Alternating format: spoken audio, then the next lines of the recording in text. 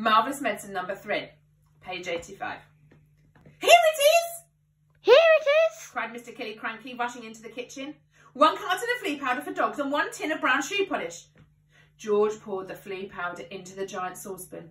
Then he scooped the shoe polish out of its tin and added that as well.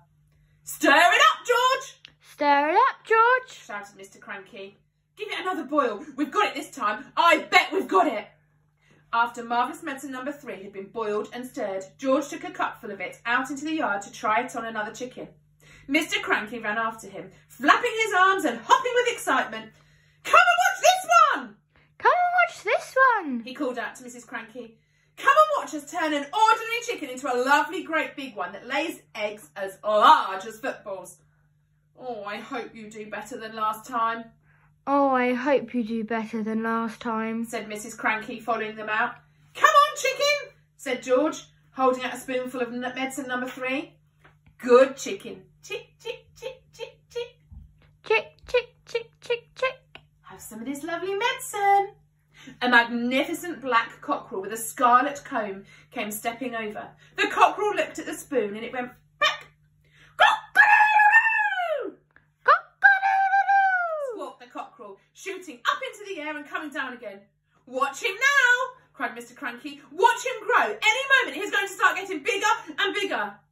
Mr. Killycranky, Mrs. Cranky and little George stood in the yard staring at the black cockerel. The cockerel stood quite still. It looked as though it had a headache. What's happening to its neck? Mrs. Cranky said. It's getting longer. It's getting longer, George said. I'll say it's getting longer, Mrs. Cranky said. Mr. Cranky for once said nothing. Last time it was the legs, Mrs. Cranky said. Now it's the neck. Who wants a chicken with a long neck? You can't eat a chicken's neck. It was an extraordinary sight. The cockerel's body hadn't grown at all, but the neck was now about 6 feet long. All right, George, Mr. Cranky said. What else have you forgotten? What else have you forgotten? I don't know, George said. Oh, yes, you do. Oh, yes, you do, Mr. Cranky said. Come along, boy, think. There's probably just one vital thing missing and you've got to remember it. I put in some engine oil from the garage, George said. Did you have that on your list? Eureka!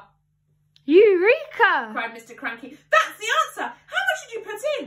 Half a pint, George said. Mr. Cranky ran to the garage and found another half pint of oil. Oh, and some antifreeze, George called after him. I slushed in a bit of antifreeze. I slushed in a bit of antifreeze.